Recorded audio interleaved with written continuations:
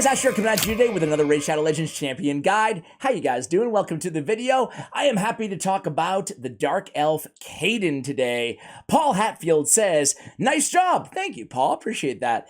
I'm looking forward to pulling this champion. I don't even know what comment I screenshotted it, but I don't even know what video this is on. I would like to see if you have anything to say about the epic Dark Elf Kaiden. Well, you know what? I do have something to say about the epic Dark Elf Kaiden. Guys, keep the champion recommendations and suggestions coming in the comments below. I was going to do a community tab on this channel where I just ask you guys, who do you want to see next? And I'll let you vote between a few different champions. But I think I'm just going to start pulling them from the comments every single time. Obviously, I'm sitting on a backlog of like 75 screenshots of comments, but I will get to everybody eventually, right? So that's going to be the good news. So today we're going to take a look at Kaiden, who I am a big fan of. I think he is an underrated Dark Elf epic champion, and today I hope to prove why. He's the man in blue. He's got the suit of armor, the blue shield, the blue helmet. Nobody knows what Kaiden looks like. He's just he does have the ponytail. That's coming out there, right? Anyway, he looks pretty cool. He's a good support champion. He's a defense-based champion with a lot of base defense, 1376. On the A1, attacks one enemy, has a 30% chance when booked of placing a provoke debuff for one turn. Not bad. On the A2, Shatter Sweep. This is a 3-turn cooldown when booked.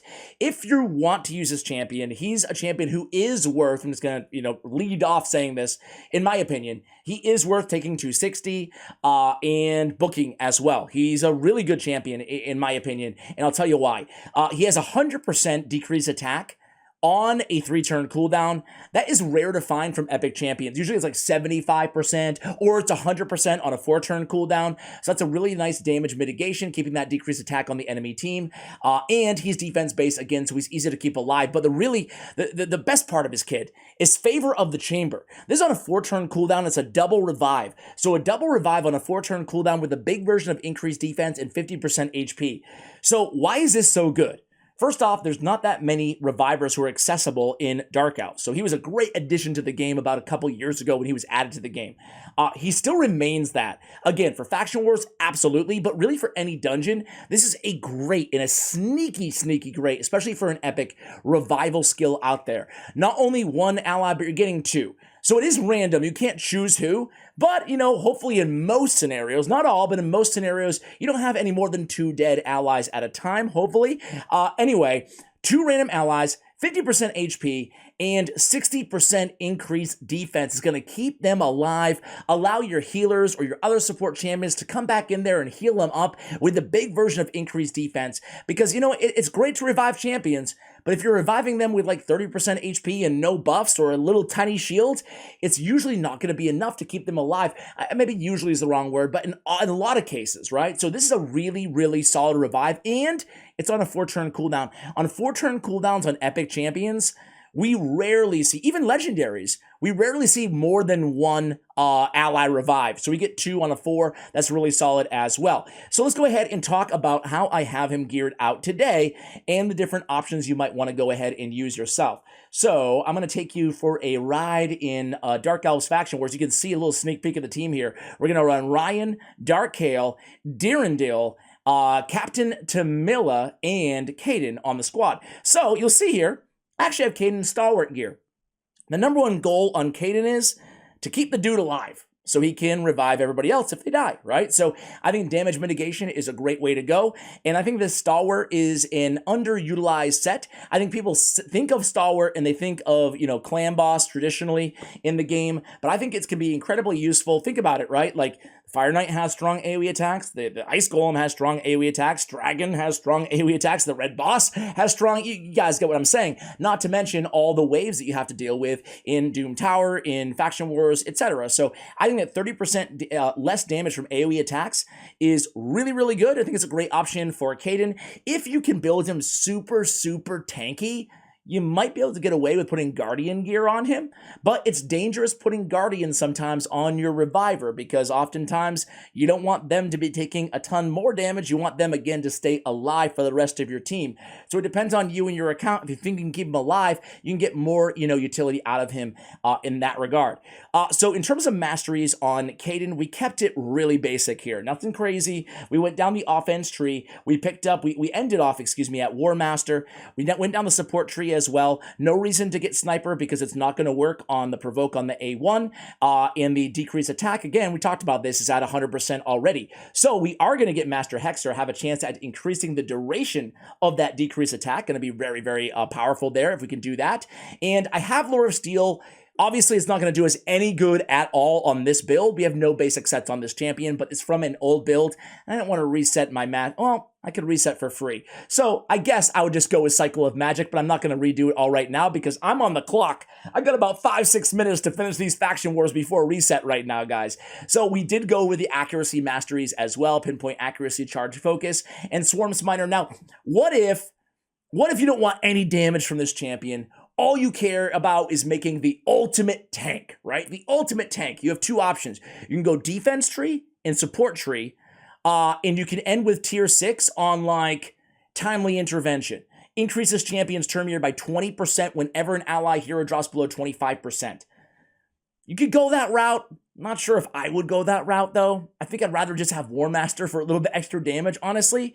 You could go with just flat-out HP if you wanted, a little bit more tankiness out of this champion. His HP isn't that high. I think it's around 16.5k. So, stacking a little bit of, flat stat HP off of a Mastery isn't the worst idea in the world. You could add a little bit extra defense and Iron Skin, or you could go with Bulwark. Decrease the damage all allies receive by 5%. It's the same sort of issue that we talked about when we talked about the Guardian gear, right? Is sure, not a bad option at all, but you want to make sure you're keeping this dude alive, so just be very careful with that. Personally, I like going War Master and just coming down, grabbing Master Hexer on this champion. In terms of artifacts, we already talked about it, Stalwart Gear, damage mitigation. In terms of stat priorities, we need accuracy, we need some speed, and defense percentage, HP percentage, survivability, right? So we went accuracy on the banner to make sure we're landing those decreased attacks. One of my first mythical pieces of gear here, guys, and it actually came out really nice. We're not building him high resist, so it's, it's a little bit wasted here. I'll probably move this accessory somewhere else, but I kind of wanted to flex on one of my, my first mythical amulets here. If those of you watching this video years in advance, you're gonna be like, who cares, dude? We're on to super mythical, man. Half the viewership right now is like, no, don't even say that. Don't give Flareman any ideas. We have defense on the ring here, guys. We have, again, I'm trying to look for defense and HP on the accessories. It would be wise maybe to just go, I don't have it here, but go defense percentage on the gauntlets and then defense percentage on the chest, and then go HP on the amulet and on the ring, right? So you could go that route too, because again, defense is going to scale better. We always talk about this. I feel like I'm repeating it every video, but I think it's also smart to say for new viewers or viewers who are tuning in years and years into the future and are brand new players. They pulled Kaiden, their first epic champion in the world, right? So yeah, we look at the base stats, 16,350. That's not that high in HP. We're looking for around like 19, 20, 21k for an epic. If it was 21k HP, well, we would go for HP percentage because it would scale. The percentage of that would be higher, right? So I usually go for the lower number, and I try to get that from the accessories, and then the higher number, such as defense here, 1376 is really good for an epic. We'll put defense on the the gauntlets and the chest. I do want to say really quickly here, he does have an AoE attack, so let's pull up hellhades.com really quickly here. He recommends, by the way, Iron Will or Commanding Presence for a mastery. Commanding Presence is for that aura, strengthening your team's aura, so that's not a bad route to go. Sometimes it's nice to put that Commanding Presence on a, someone you're not trying to get a lot of damage out of, something like that, kind of a flex roll. So let's see. He has a 3.4 defense multiplier, which is an average rating on the AoE attack, and a strong rating of 3.7 defense on the A1. So heck, guys, if you wanted to, you could go, with some damage on this champion. Again, it depends on you, your account, your teams. If you find yourself, hey, I'm keeping Kaiden alive easily, maybe you go crit rate on the gauntlets if you can get away with it. But again, on this build, we went safe here, HP percentage, defense percentage, speed on the boots, and we're looking for accuracy and speed, again, as substats, along with survivability. All right, let's take him into, how long do we have left, guys? 1 minute, 49 seconds. All right, guys, we're going to get a run in, and we're going to do it. Stage 21. I already showed you the team. Let's do this. Kaiden, you're up, man. Keep everybody alive. Now, we do have another reviver on this squad. This is an all-epic team. I'm really enjoying here. Hopefully, you guys do too. But for all the epic and rare champions that I have here, that I highlight here, I'm trying to keep them with their own kind, that rarity-wise, you know? So I'm trying to keep all epic teams just, you know, for fun, right? And all rare teams when I highlight rare champions, if I can, right? So I don't want to like use Lydia in Dark Elves just because she's a Dark Elf when, you know, a lot of people watching this video are trying to get Lydia. That's the whole point of clearing this faction war, right? So you guys can see here, you know, not the best start, not the worst start. The good news is we have Ryan the Conjurer. She's the second Doom Tower normal champion you get. Guide on her coming up maybe soon if you guys want it. I actually haven't got any requests for her, so maybe not. Now that I say it, I probably will. But Dirindil and Dark Kale are going to be our damage dealers on this squad. That's basically all they're in there for, especially Dirindil. And then we have Captain Tamila, who's a pretty good, underrated support champion, in my opinion.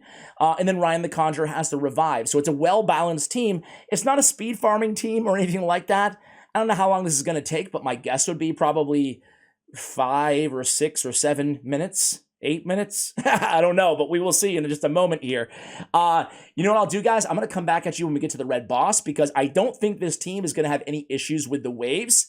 If somebody dies, well, that's why we have Kaiden, right? 2 random allies, nice and revived. You know what?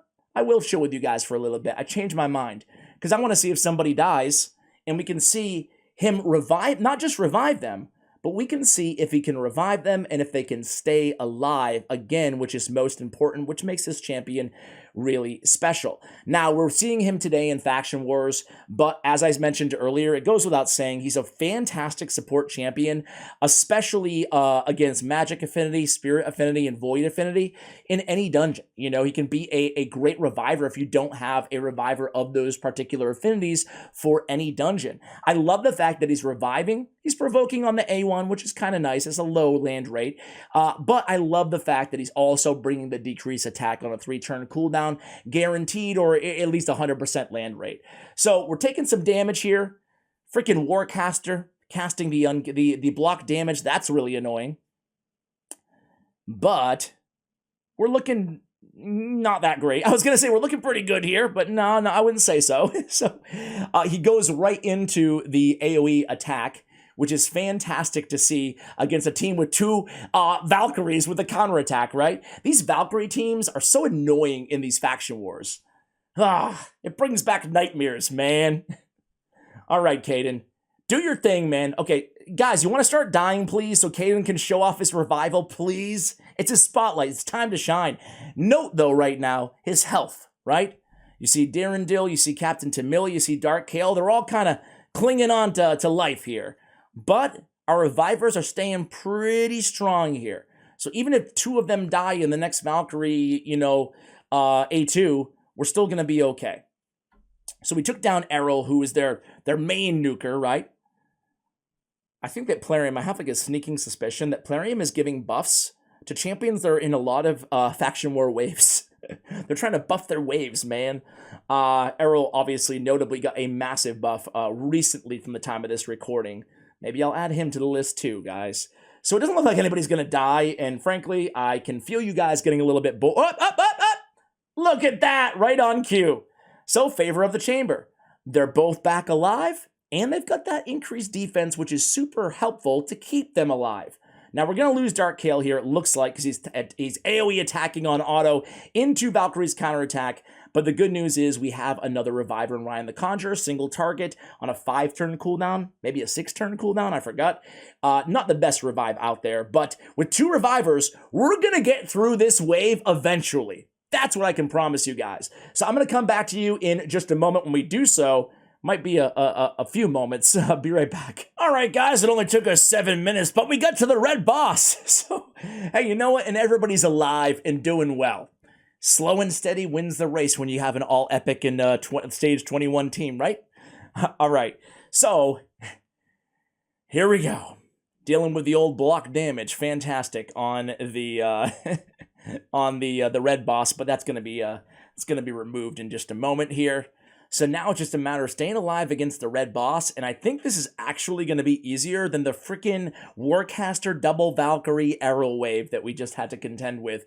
Boy, that's annoying. But again, we got through it, and honestly, you guys didn't miss much. You know, we lost, Durandil died another couple times, but there was neither of our revivers ever died, and that's what's most important. I also want to draw your attention to how little damage Kaiden is taking on every AoE attack. And again, that's 30% damage mitigation coming from that stalwart gear alone. So as we spoke about, sure, we could have guardian gear on him. We could have, we could mitigate some of that damage. We could have bulwark mastery. We could have selfless defender tier 5 mastery on the support tree as well. But, do you need to be taking on all that extra damage when you're probably just going to revive them anyway and you have that great increased defense to help them stay up once they're up? I think not. So thank God I got in here on time on this super raid, because this is going to be a 9-minute run with you guys. But either way, guys, we spoke about it, right? This is a champion that you can definitely get utility out of, especially if you're lacking some of those like uber end game reviver champions. Listen, if you pull Kaiden in the end game, you already cleared all your faction wars, you're already attacking, the Nightmare Hydra clan boss, Ultra Nightmare unkillable team in regular clan boss. Yeah, probably don't need to go ahead and build him. But if you're either just starting out, you're in the mid game, you're working on faction wars, you're working on getting to level 25 on the normal difficulty of the regular dungeons, I think he'll be a great help to your account. And I don't think he's a champion that you will regret taking to level 60. So guys, there we go. That's going to do it. Much faster on the actual boss there. Hey, we got a speed glyph. I will take it. Let's see how the team performed here. Durandil and Dark Kale. Dark Kale is amazing. A lot of heals from Captain Tamila. And then, again, Kaiden putting out 561,000 damage is not bad. Some of that coming from the War Master, obviously, against the red boss. But he's there to keep everybody alive with the damage mitigation of the decreased attack, even though it's not helping a ton against Valkyries, right? Against defensive-based champions, what I'm trying to say. But either way, guys, I really like this champion. I think that he is an unsung hero in terms of quality epic revivers in Raid Shadow Legends. Hopefully you found this guide useful. If you did, hey, consider subscribing to the channel, guys. Thank you for watching, and as always, take care, guys.